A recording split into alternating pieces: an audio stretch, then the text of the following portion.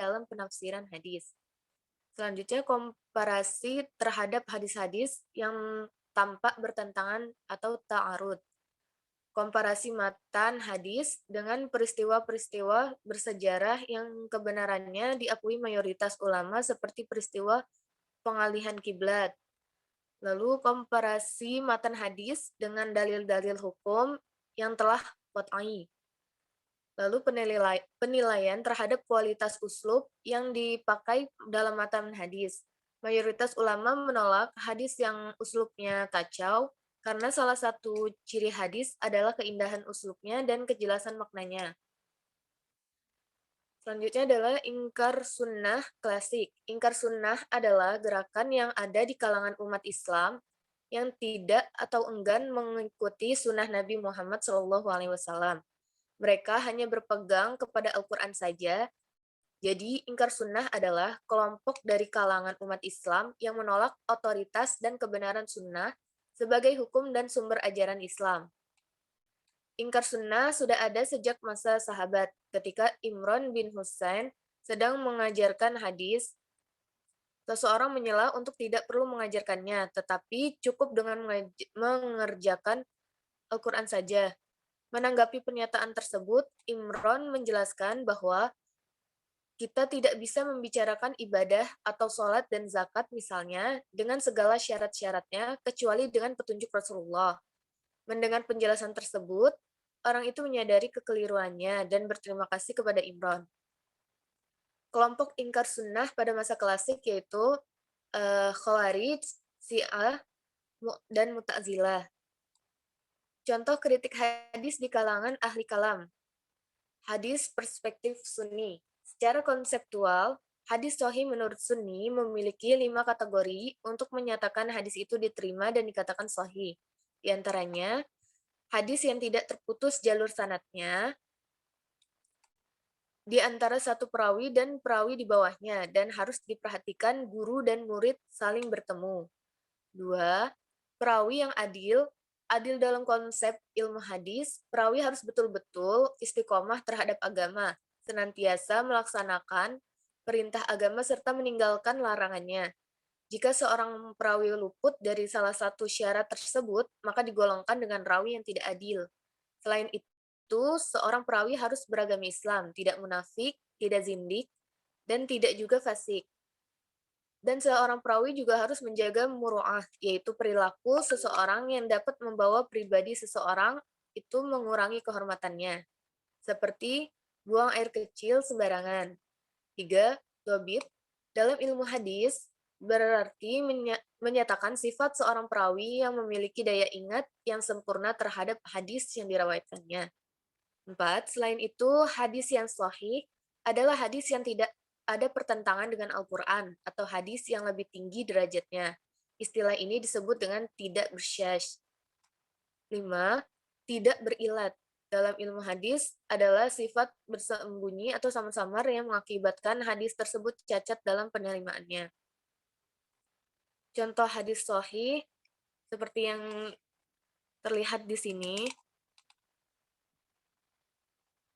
Kritik sanadnya adalah hadis tentang terkena sihirnya Rasulullah melalui jalur Aisyah yang dikeluarkan oleh Bukhari. Dari sini kualitas sanad dari Urwah bin Zubair sampai kepada Ibrahim bin Musa. Para ulama menilai sikoh, ini artinya bahwa hadis yang mereka riwayatkan dapat diterima. Dan kalau dilihat dari ketersambungan sanad juga memenuhi syarat. Karena tidak ada yang terputus dari satu rawi ke rawi yang di bawahnya, maka dapat ditarik kesimpulan bahwa hadis ini sahih secara sanad. Lalu kritik matannya. Tidak dapat dipungkiri, ada beberapa ulama yang tidak menerima matan hadis ini, walaupun sanadnya sahih. Adapun ulama yang menolak hadis ini, yaitu seperti Syekh Muhammad Abduh dan Muhammad Rashid Ridho. Ada beberapa faktor yang membuat mereka menolak, di antaranya adalah firman Allah dalam surat Al-Furqan ayat 8-9. Ayat ini dijadikan dalil bahwa tidak mungkin Rasulullah tersihir. Karena jika dibenarkan Rasul terkena sihir, maka secara tidak langsung kita telah membenarkan perkataan orang kafir yang ada dalam ayat ini. Ulama yang menolak hadis ini berpendapat bahwa Allah senantiasa menjaga Rasulullah dari gangguan manusia. Hal ini seperti disebutkan dalam Al-Quran Surat Al-Ma'idah ayat 68. Allah akan memelihara atau melindungi kamu dari gangguan manusia, sesungguhnya Allah tidak memberi petunjuk kepada orang-orang kafir.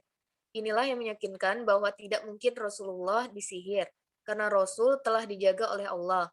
Dalam hal ini, juga orang-orang yang membentengi dirinya dengan beribadah kepada Allah tidak dapat ditaklukkan oleh setan dan orang yang berniat buruk terhadap orang yang menjaga ibadahnya. Namun, tidak semua ulama merasa bermasalah dalam hal tersihirnya Rasulullah, seperti Abdullah ibn Ali An-Najli Al-Qasimi. Ia menganggap bahwa jika direnungkan secara mendalam, keraguan-keraguan terhadap hadis ini sebenarnya semua argumentasinya sangat lemah. Al-Qasimi menanggapi hal ini dengan memberi perumpamaan dengan apa yang dialami oleh Nabi Musa seperti diabadikan dalam Al-Quran.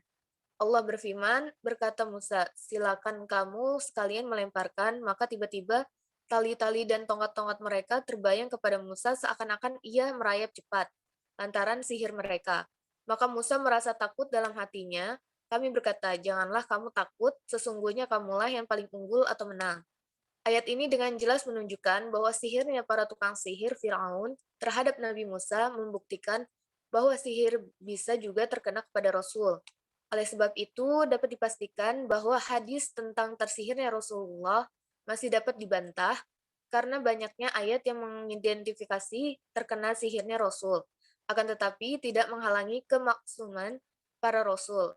Secara tidak berlebihan, hadis tersihirnya Rasulullah sahih secara sanad dan matannya. Walaupun ada ulama yang mengingkari matannya, namun banyak juga ulama yang berusaha memahami hadis ini dari sisi yang berbeda dengan argumentasi yang logis dan dalil-dalil yang dapat dipertanggungjawabkan secara ilmiah, baik dari Al-Quran dan melihat dari peristiwa tersihirnya Rasulullah.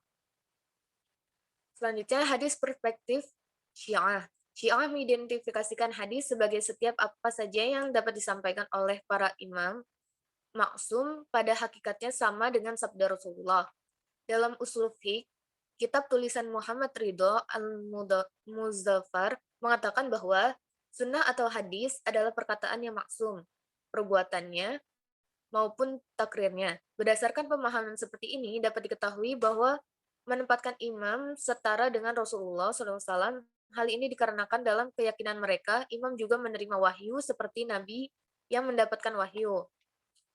Ulama Syiah dalam menentukan kualitas hadis terbagi menjadi dua kubu, yaitu al al al-akhbariyun, pendapat yang menyatakan semua hadis yang ada dalam kitab hadis Syiah adalah sahih. Kelompok ini disebut dengan ulama. Ulama Syiah yang masuk dalam kelompok ini menyatakan bahwa semua hadis itu sahih, tidak perlu lagi dipertanyakan kesahihannya. Selanjutnya kubu Usuliyun, kelompok ulama yang berkeyakinan hadis yang ada dalam kitab induk Syiah harus diteliti kembali untuk mengetahui kualitas dan status hadisnya. Perhatian ini kemudian terus dikembangkan oleh ulama Syiah dengan konsep hadis yang mengedepankan hadis yang sahih harus dari jalur mereka. Namun pada dasarnya konsep itu adalah hasil plagiasi yang dimodifikasi dengan mengedepankan mazhab sebagai landasan. Syarat hadis sahih perspektif Syiah, yaitu hadis sahih harus memastikan jalurnya tersambung sampai kepada imam yang maksum. Yang selanjutnya, perhatian ulama Syiah juga tidak sampai pada ketersambungan sanad pada yang maksum. Ulama Syiah juga merumuskan satu kaidah keadilan pada rawi hadis, tapi ada ketentuan lain selain perawi harus adil, perawi juga harus di kalangan Syiah atau biasa disebut dengan adil al-imami.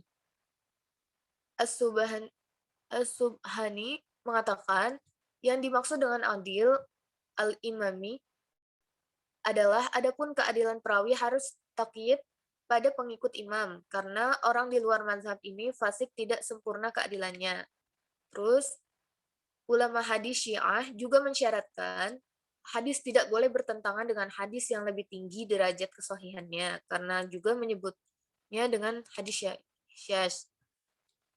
Selanjutnya, dalam penerapan ulama-ulama hadis dari golongan Syiah juga menekankan kritik terhadap ilat hadis. Ilat dalam istilah Syiah pada dasarnya sama seperti pengkaji ilmu hadis ahlu sunni. Kritik, had, kritik hadis, kritik sanadnya dari segi periwayatan dapat dapat kita lihat bahwa banyak permasalahan periwayatan di dalamnya. Dalam hadis di atas, dikarenakan rawi hadisnya adalah orang-orang yang suka pendusta, seperti Abu Basar menerima hadis dari Abu Ja'far. Dalam periwayatan Al-Majlisi menilai Abu Basar adalah orang yang do'if al-riwayah. Lalu ada Qasim bin Muhaidi dan Ibn Abi Najran. Mereka orang yang tidak dikenal atau majhul. Yang terakhir adalah Suhal bin Ziyad, seorang yang terkenal sebagai pendusta yang suka membuat-buat hadis yang disandarkan kepada imam. Dari segi periwayatan dapat kita lihat bahwa banyak permasalahan periwayatan di dalamnya, karena rawi hadisnya adalah orang-orang yang suka berdusta. Selanjutnya adalah kritik matan.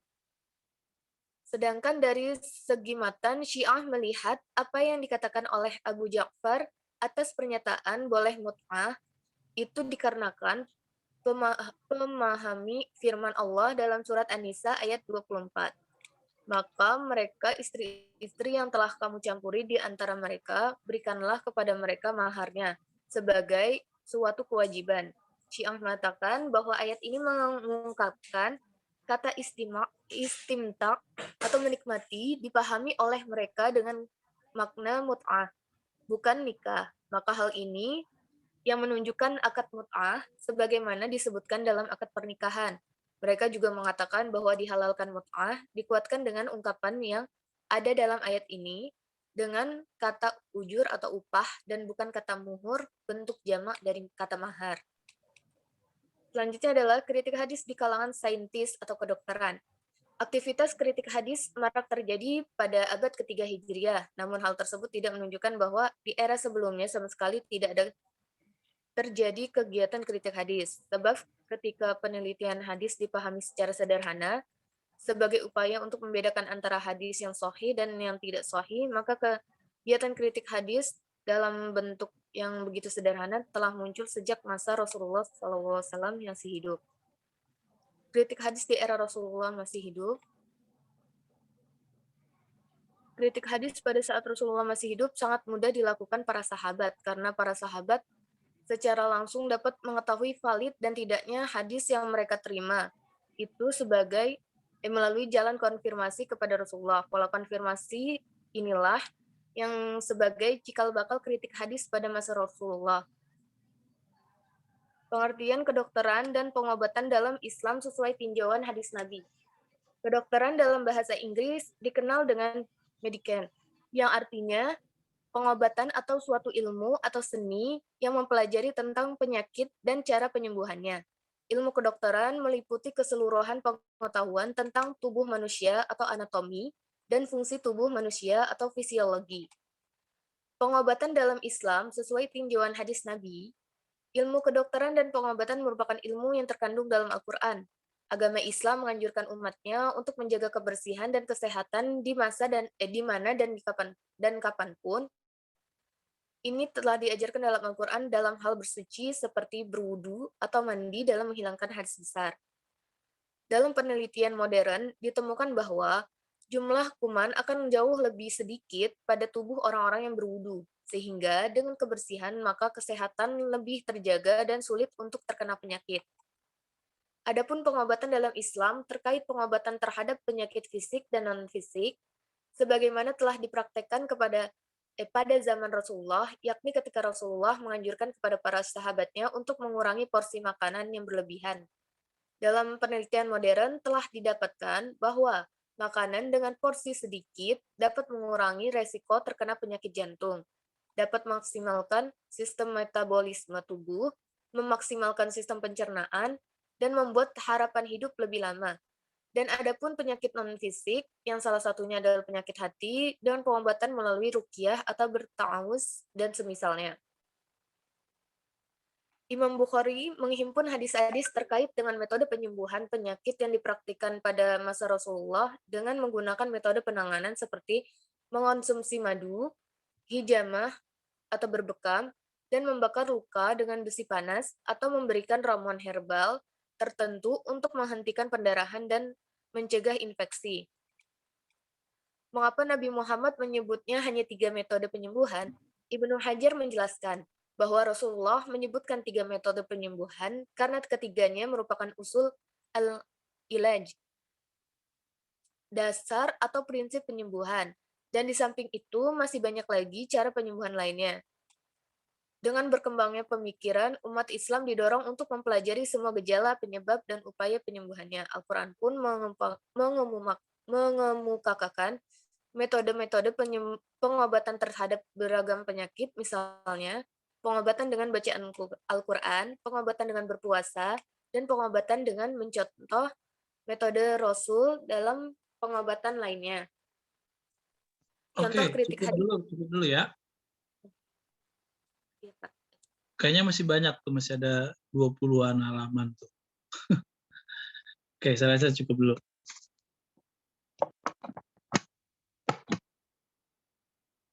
Ya, coba ditutup makalahnya.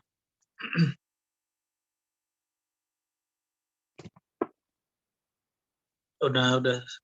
Ini Anda pakai Zoom biasa ya, bukan dari kampus ya?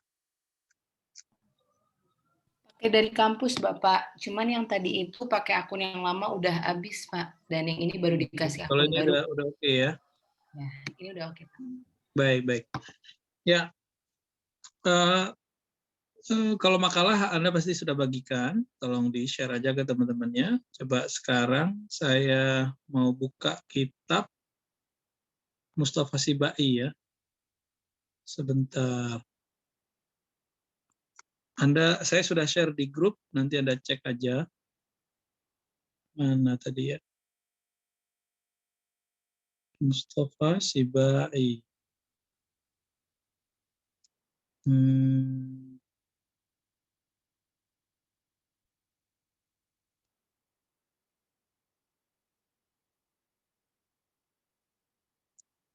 Sebentar.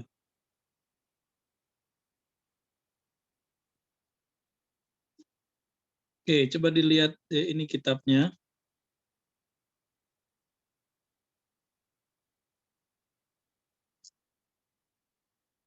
Kita cek ke belakangnya dulu. Jadi intinya ada di halaman ini, di Fihris outline-nya. Ini kitab dia ya. Anda coba lihat dia bahas apa aja ini. Jadi dia bahas tentang as-sunnah fit tasyri' al-islami. Ya. As-sunnah fit tasyri' al-islami. Ini judulnya. Lalu dia menyebutkan ada beberapa fasal tentang makna sunnah. Lalu ada tentang persoalan kepalsuan dalam as-sunnah. Jadi ada hadis palsu. Oke. Terus apalagi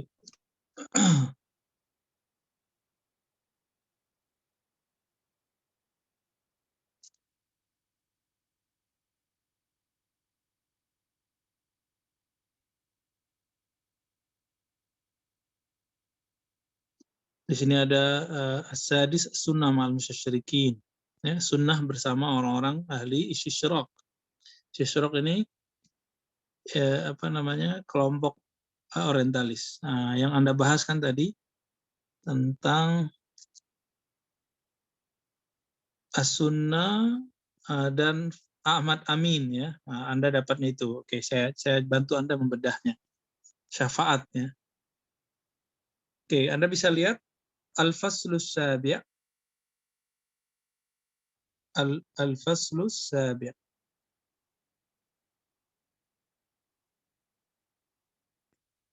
Ini dia.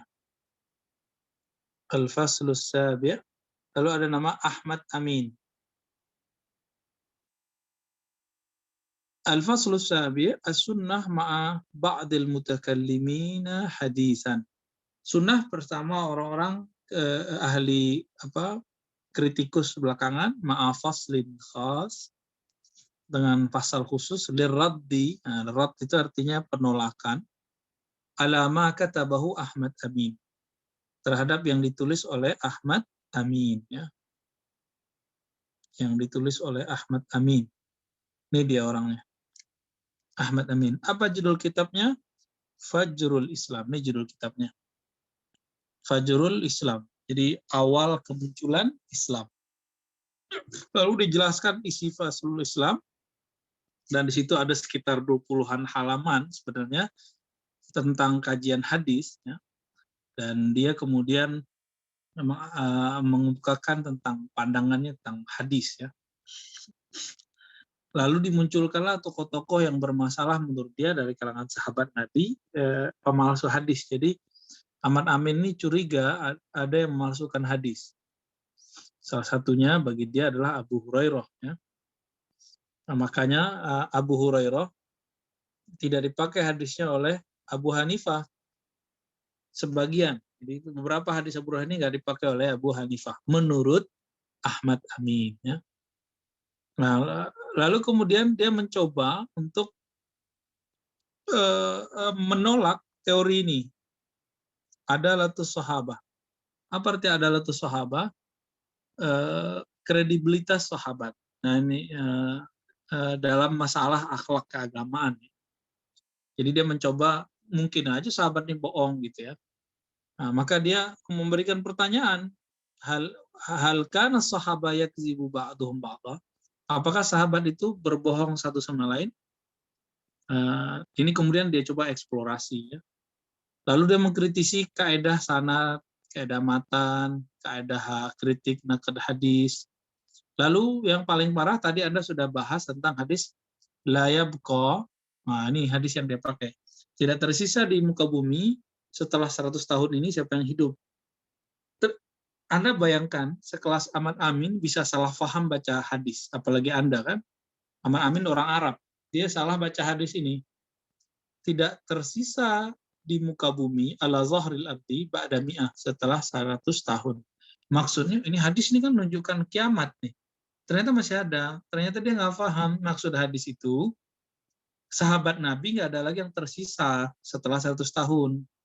Ternyata benar, tahun 110 itu ada sahabat yang meninggal namanya Abu Tufail, ya. Abu Tufail. Nah, ini Abu Tufail meninggal. Jadi kan benar berarti hadisnya. Dia aja yang nggak paham, ya. Ini tentang Ahmad Amin. Oke. Nah, coba kita masuk ke teks dalamnya. Ini kita mulai dari halaman 200.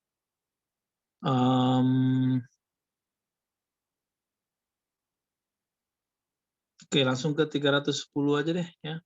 Langsung ke halaman 310. Oke. Biar saya yang buka aja.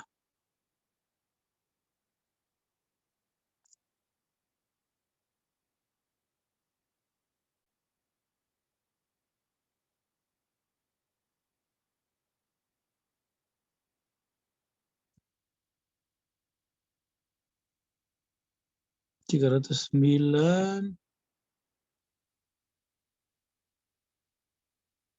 Nah, naqdu hadis fi Sahih Bukhari. Kritik terhadap hadis Sahih Bukhari. Apa hadisnya?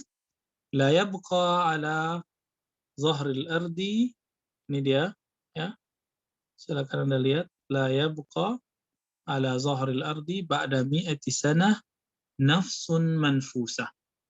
Tidak tersisa di muka bumi ba'da mi'ah, setelah mi'ah, ba'da setelah mi'ah 100 tahun, nafsun manfusah, orang yang hidup. Nah, pemahaman dia, oh ini kiamat nih, ternyata bukan begitu maksudnya, ya. Nah, maksudnya seperti yang kita sebutkan tadi, bahwa setelah 100 tahun itu hanya Abu Tufail yang hidup. Ini dia, ini yang saya sebut tadi. Fawajaduhu Aba Tufail Amir bin Wasilah qad mata sana 10 wa mi'ah. Meninggalnya tahun 110. Nah, benar kan yang saya katakan? Nah, wazalika ma huwa yufiduhu nasul hadis bil waqa'il mu'ayyada lahu wa ilaika aqwalu syurrah. Akibatnya ini maksudnya bukan seperti yang dikatakan oleh siapa tadi? Ahmad Amin ya. Ini boleh Anda foto, silakan. Nah, ini boleh Anda tampilkan di teks penyempurnanya nanti siapa yang bahas ini tadi ya. Anda copy ini juga boleh, Anda tampilkan jadi foto juga boleh. Silakan. Udah di-save? Sudah, Pak. Oke, saya hapus ya.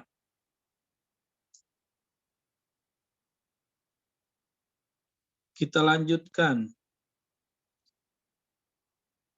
Ahmad Amin.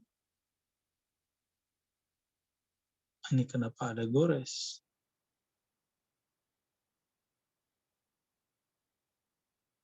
Juga mengkritisi hadis yang kedua. Ini hadis makan kurma nih. Man istabaha kulla yawmin sab'ata marat min ajwa lam yadurhu sammun wala sihrun dalikal yawm ila lail. Siapa yang subuh hari makan 7 kurma, kurmanya bukan kurma sembarangan, kurmanya kurma ajwa. Ya, kurma ajwa. Ini ajwa ya. Lam yadurhu sammun, tidak akan dirusaki oleh samun, racun ataupun sihir pada hari itu ya. Hadis ini riwayat Imam Bukhari dan Muslim ya. Bagi dia, wah ini nggak mungkin nih, banyak orang makan ini sakit-sakit juga gitu ya. Nah, dia nggak percaya. Padahal ini pohon yang dibangun oleh Rasulullah, yang ditanam oleh Rasulullah SAW. Karena til ajwa mimma gharasahun Nabi SAW fil Madinah. Ini boleh Anda save, silakan di save dulu. Sudah, saya tutup ya.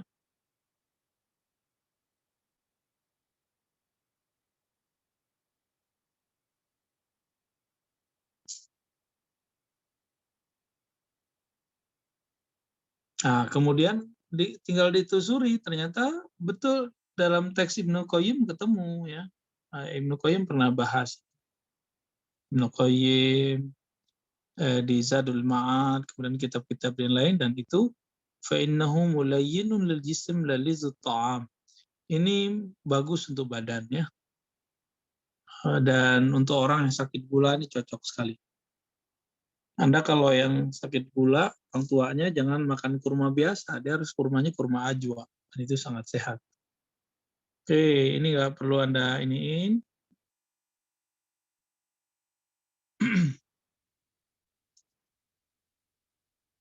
Terus hadis ini adalah kam'a minal man wa ma'u shifa'u lil 'ain wal 'ajwa minal jannah wa shifa'u minas sam. Ini nggak usah dibahas.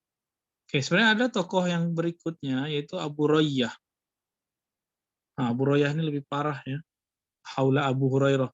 Dia mencoba ngejek Abu Hurairah ini tamak ya, suka ngemis dan segala macamnya.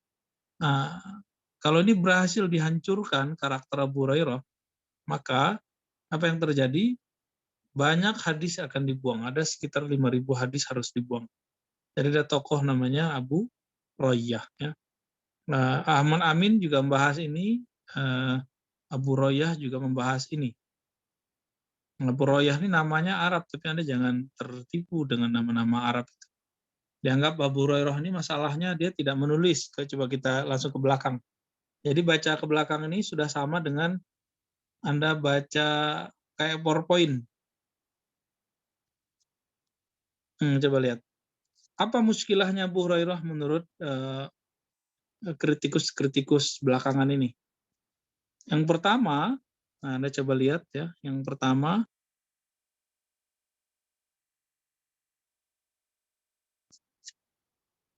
ini yang pertama. Syubah sahib Fajrul Islam, ini sama nanti dengan yang di bawah Abu Hurairah.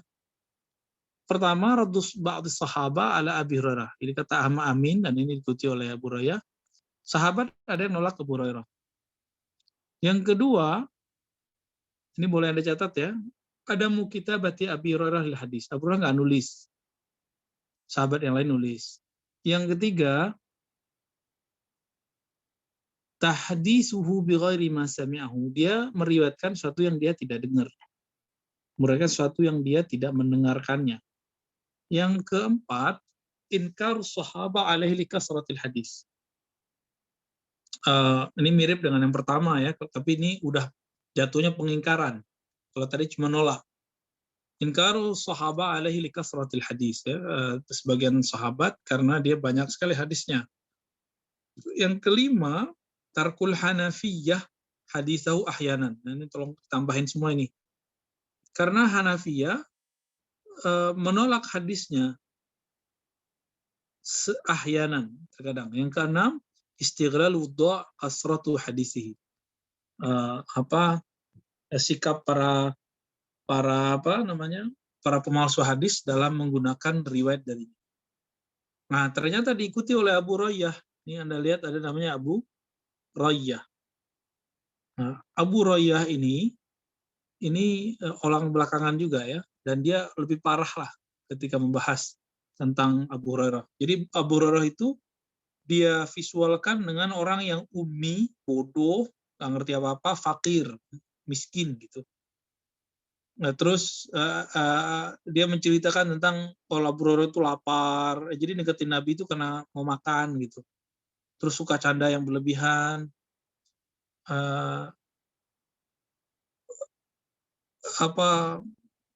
banyak hal ya. Dia kemudian sibuk di situ, lalu banyak hadisnya.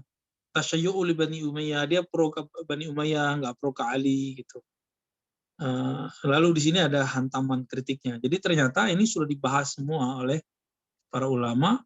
Apa yang dikatakan Abu Royyah ini tidak benar semua ya, hanya beberapa hal yang benar dan dikritik mirip seperti tadi yang di atas. Oke, ini boleh kalau Anda mau jadiin pembahasan tambahan, ini wajib bagi makalah ya. Oke, saya rasa cukup bagian ini. Jadi Ahmad Amin dikritik oleh Mustafa Sibai dengan kritik yang luar biasa, dan Anda perlu tahu bahwa Mustafa Sibai itu kalau ngeritik orientalis kurang tepat, tapi kalau ngritisi pengikut orientalis dari kalangan muslim itu sangat oke, karena dia nggak bisa bahasa Arab. Nah, kalau yang mereka-mereka ini, Ahmad Amin dan Abu Royyah ini sangat kuat lah bahasa Arabnya. Silakan Anda save ini ya. Oke, saya tutup. Itu tentang Mustafa Sibai, bukunya As-Sunnah wa Makanatuha fi Tasyri'. Intinya adalah dia mencoba mempertahankan As-Sunnah, sayangnya, jadi saya punya kritik juga terhadap Mustafa Sibai, dia ahli dalam bidang mengkritisi ulama-ulama, tokoh-tokoh yang Arab, tapi dia tidak menguasai bahasa Prancis atau bahasa Inggris, sehingga kritik dia terhadap orang-orang orientalis itu kritik sekunder. Jadi dia membaca dari terjemahan atau kutipan orang, sehingga tidak bisa dijadikan sebagai sumber kritik utama. Jadi sumber kritiknya dia sekunder, maka dia sekundernya sekunder. Tapi jika dia mengkritisi Ahmad Amin, Abu Royyah, dan lain-lain, kritiknya Anda boleh jadikan sebagai pembahasan. Ya. Sangat bagus malah menurut saya. Nah, tadi Anda sudah menyimpulkan banyak itu ya, yang pemakalah terakhir, dan itu memang sangat penting karena nanti menjadi kaedah. Di akhir tolong diperbaiki semua yang bagus, lalu disusun dalam satu bentuk buku ya, laporan gitulah ya. Anda mulai dari makalah pertama sampai makalah terakhir, jangan kebalik-balik. Oke, gitu ya Fani. Baik, Bapak. Ya, yang lain gimana? Ada yang mau ditanyain ya seputar ini?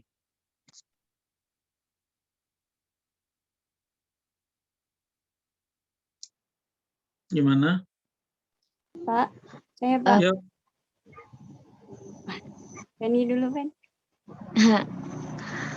Pak, saya Feni Sutikayani izin bertanya, apakah yang kelompok 13 tadi sudah benar makalahnya seperti itu atau bagaimana, Pak?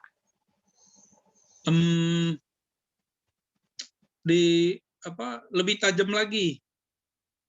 Coba lebih tajam kaedah-kaedahnya yang dimunculkan. Jadi kesimpulan inti dari misalnya kritik dalam bab apa gitu ya.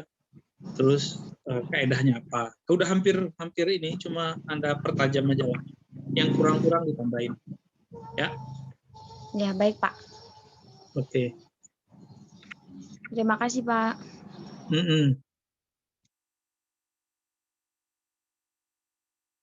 Oke, ada lagi?